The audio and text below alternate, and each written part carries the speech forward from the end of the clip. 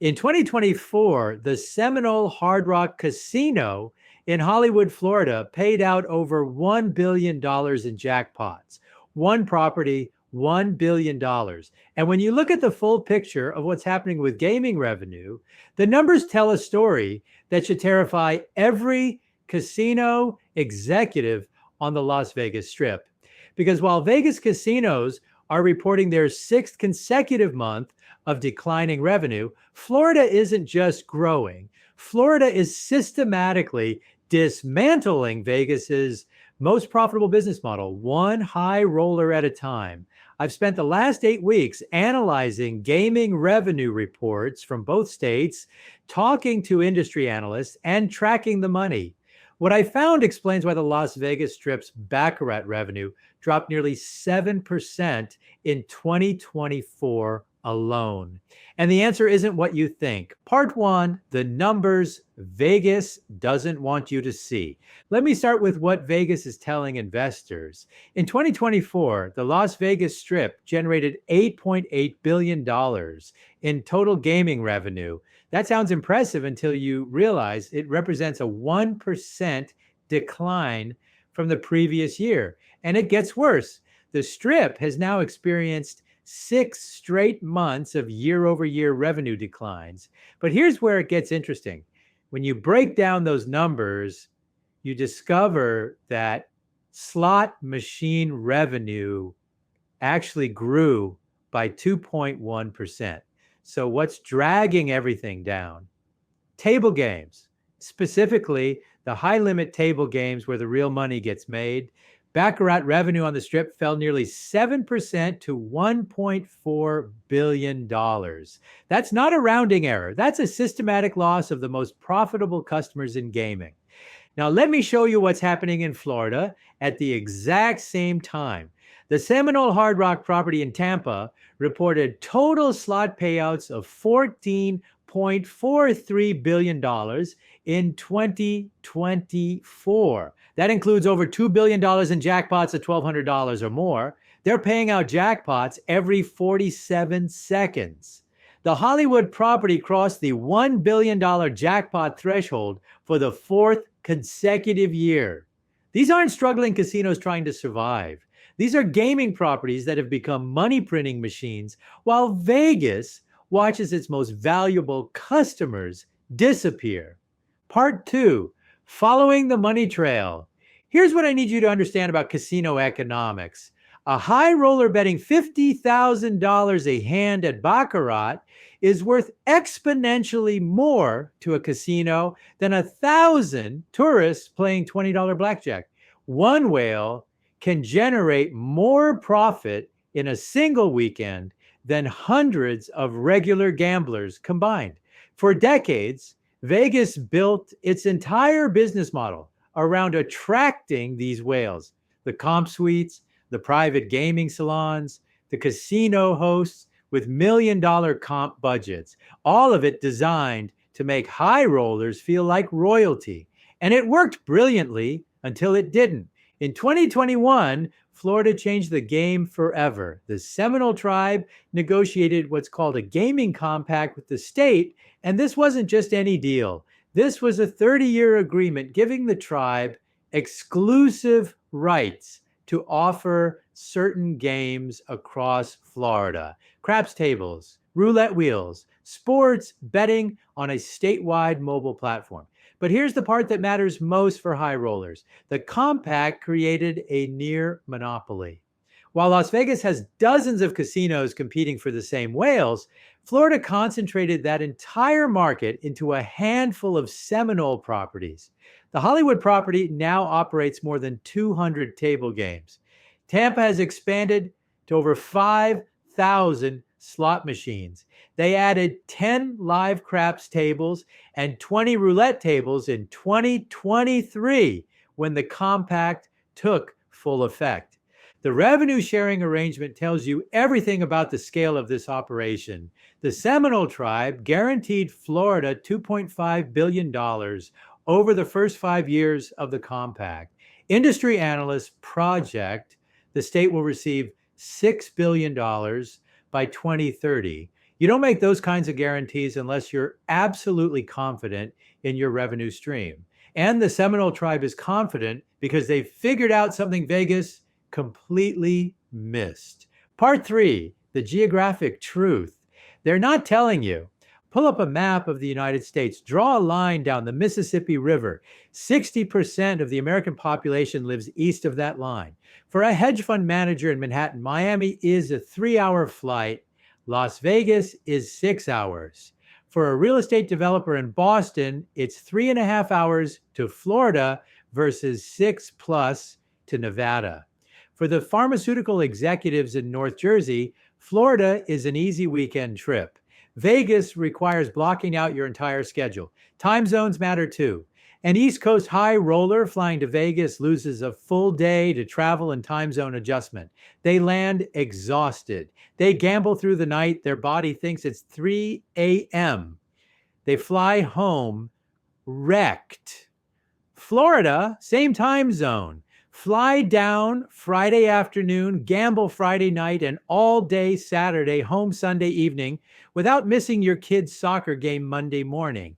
This isn't speculation. Industry sources have confirmed to me that casino hosts who previously worked on the Strip have been recruited to Florida properties specifically to bring their client books with them.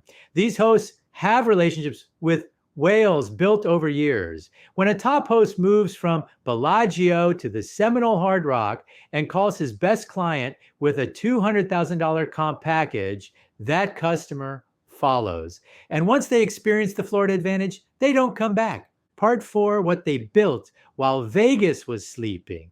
The Seminole tribe spent decades preparing for this moment.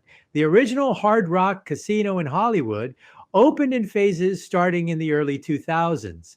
But the real transformation happened with the 2019 completion of the Guitar Hotel, a $1.5 billion expansion that created an unmistakable landmark. This wasn't just about building rooms. It was about creating a destination that could compete with anything Vegas offered while being 3,000 miles closer to the money. Here's what most people don't realize about Florida's tax situation. Both Florida and Nevada have no state income tax, so that's a wash. But Florida offers something else, a complete lifestyle package that makes it attractive for wealthy people to relocate permanently. You get year-round warm weather without Vegas's brutal summer, where it hits 115 degrees. You get beach access. You get a thriving Latin American cultural connection that brings in high rollers from Colombia, Panama, Brazil, and across South America on 2 to 4 hour flights. You get major international airports with global connectivity, and you get a state that's actively courting wealthy relocations with business-friendly policies. The Seminole tribe also understood something about exclusivity that Vegas forgot. When you're one of only a few gaming properties in an entire state, you can treat your high rollers like absolute royalty because there's nowhere else for them to go.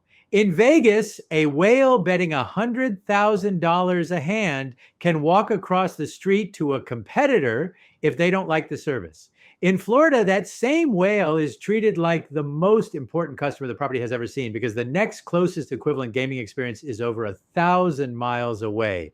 The comp packages are better. The host attention is more personalized. The entire experience becomes about making that customer feel like the casino exists specifically for them. Part five, the Vegas complacency. So what was Las Vegas doing while Florida was executing this plan? Vegas casinos spent billions on everything except high roller infrastructure.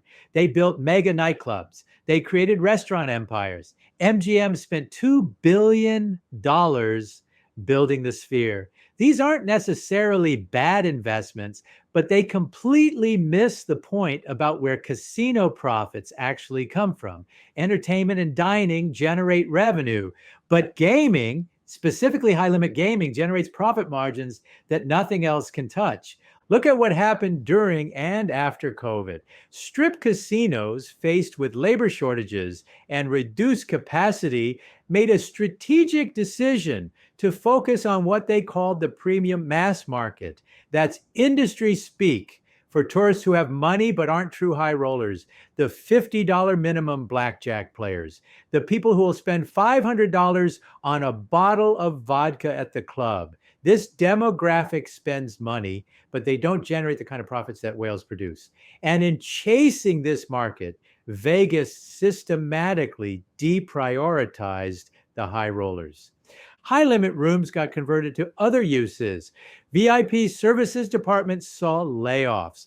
Casino host commission structures got reduced. Multiple dealers who specialized in Baccarat told me their tables run emptier now than they did 5 years ago. When a business decides a customer segment isn't worth the investment, those customers notice and they go somewhere they're appreciated. Part 6, what happens next? The Florida strategy is working so well that other states are watching closely. The 2021 Seminole Compact essentially created a blueprint for how a tribal gaming operation can dominate an entire state's high roller market. Industry analysts are now predicting similar expansions in other East Coast markets. There's talk of major casino developments in the New York City area. Northern Virginia has been exploring options. Every one of these represents another geographic advantage over Vegas. Here's the brutal economic reality. Once a high roller establishes a relationship with a casino host in Florida, there's almost no incentive to go back to Vegas. The travel is easier, the experience is more exclusive, the weather is better, and perhaps most importantly, the casino actually seems to value their business. Vegas casinos are left competing with each other over a shrinking pool of West Coast whales, while the entire Eastern Seaboard funnels money into Florida. The Strip's response has been telling. Wynn recently announced a renewed focus on high-limit gaming after years of converting high roller space to other uses.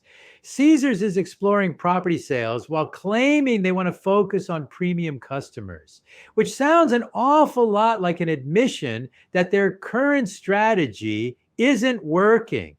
MGM is pushing forward with international projects, including a casino resort in Japan, seemingly acknowledging that the domestic high roller market might be lost. Florida, meanwhile, is doubling down. The Seminole tribe recently announced a $2.4 billion expansion project across its properties in Hollywood and Tampa.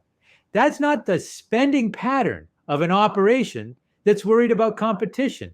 That's the spending pattern of a business that knows it has a geographic and regulatory advantage that can't be easily replicated. The Seminole tribe employs over 4,200 people at the Tampa property alone, and these expansions are expected to create thousands more jobs.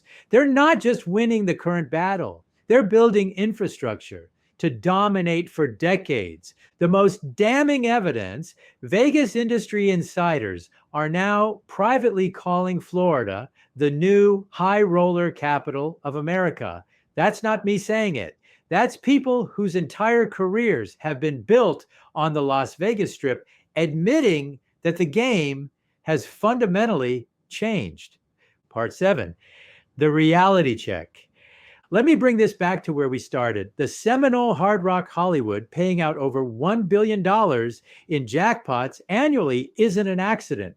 It's the visible result of a property that's generating enough gaming volume to sustain those payouts while remaining wildly profitable.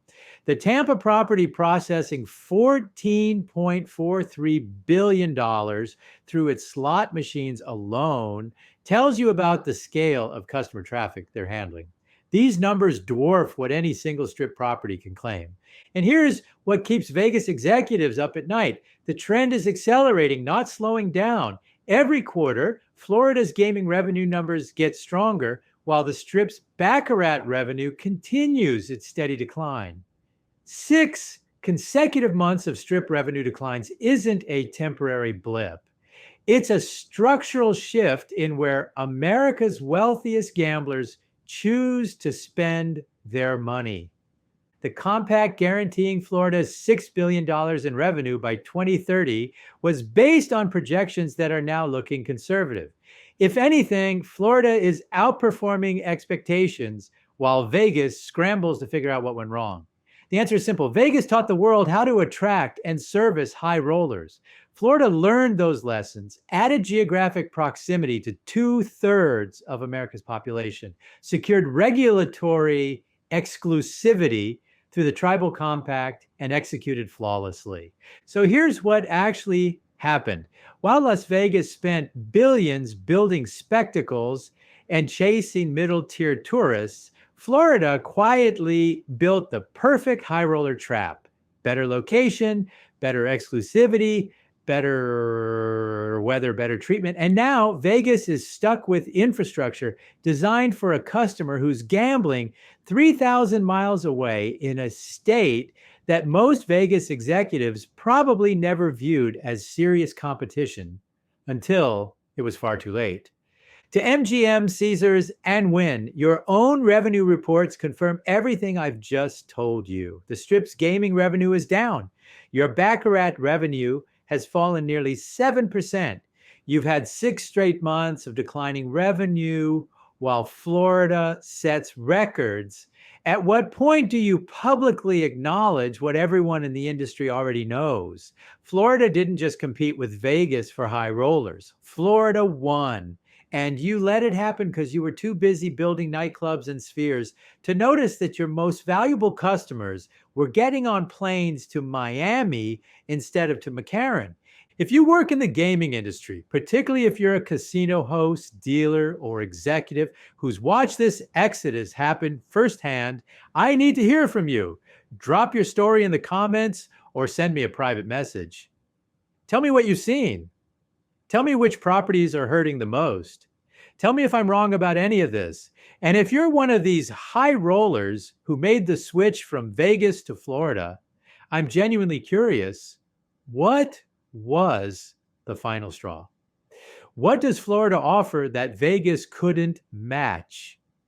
This is part one of our investigation into how regional casino markets are reshaping American gaming. Next week, we're looking at how Native American casino operations across the country are using the Florida playbook to dominate their own regions.